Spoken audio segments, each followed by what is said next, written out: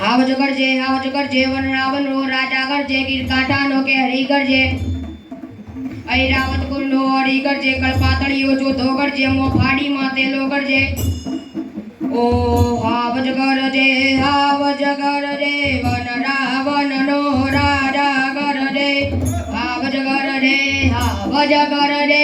One Ravan no राजा कर जे हाव जगर जे ઝવેરચંદ મેઘાણી ગામે ગામે જઈને વાર્તા લખતા હતા અને તેની પરથી તેઓ કાવ્ય બનાવતા હતા. એક દિવસ તેઓ એક ગામમાં ગયા. ત્યાં તેઓ એક નાની 14 વર્ષની નાની છોકરીના ઘરે તેઓએ રાત્રિ રોકાણ કર્યું હતું. બીજા દિવસે તેઓ બધા લાલામજા ઝવેરચંદ મેઘાણી અને 15-20 જણાનો માણસનો ડાયરો સાવરના દર્શન કરવાનો હતો. તેઓ બધા શાંતિથી બેઠા હતા. નાની 14 વર્ષની નાની ચારણ કન્યાની વાસળિયું મરી ગયું હતું. તેની સુગંધથી વાઘ આવી ઉઠ્યો અને બધા ઊભા થઈને બોલવા માંડ્યા, વાઘ આવ્યો. બધા ઘરમાં પહેરી ગયા અને ત્યારે ઝવેરચંદ મેઘાણી ડાલા મઠાએ આ કાવ્યની રચના કરી.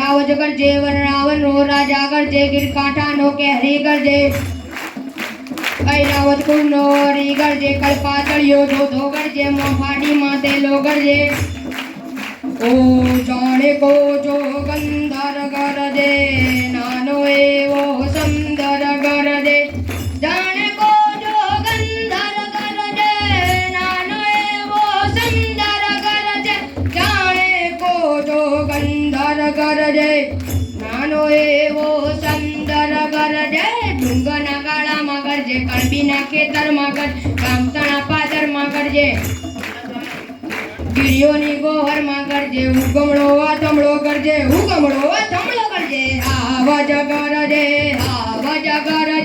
વન રાવણનો રાજા કરજે આવાજ કરજે વન રાવણનો રાજા કરજે આવાજ કરજે. પછી ઝવેરચંદ મેઘાણી સાવરનું વર્ણન કરે છે. ઉભો રે જે ગીરના કુત્તા ઉભો રે જે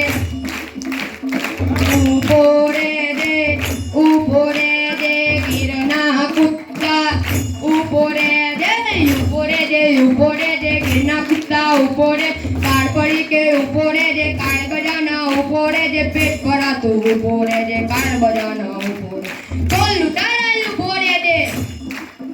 એ દ્રશ્ય જોઈને ઝવેરચંદ મેઘાણીને લાગે છે કે અસુરોને મારવા રાક્ષસોને મારવા ખુદમાં ભગવતી પ્રગટે હોય એવું લાગે છે. પછી ઝવેરચંદ મેઘાણી ચારણ કન્યાનું વર્ણન કરે છે.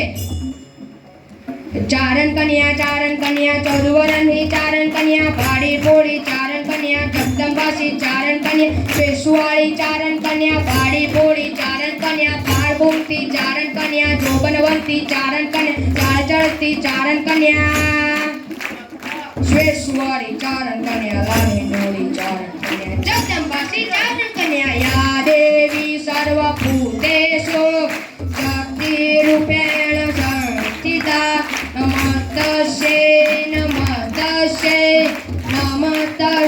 નમો નમઃ યા દેવી સર્વભૂતેષુ શક્તિ રૂપેણ સંસ્થિતા નમસ્તે નમો નમઃ. ઉડા ગુલાબ માઈ તેરી ચુનરિયા લહેરા દીના દીના રે ઉડા ગુલાબ માઈ તેરી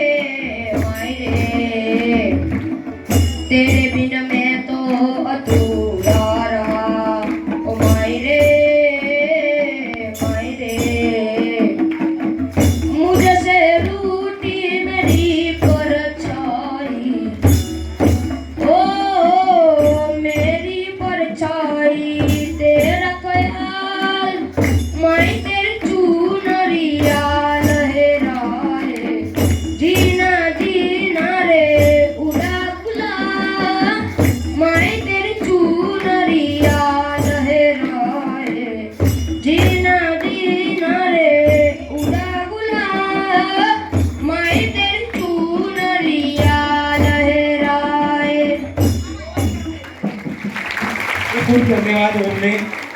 મજાનો એક કંઠ એટલે કોકિલ કંઠ પણ કહી શકાય.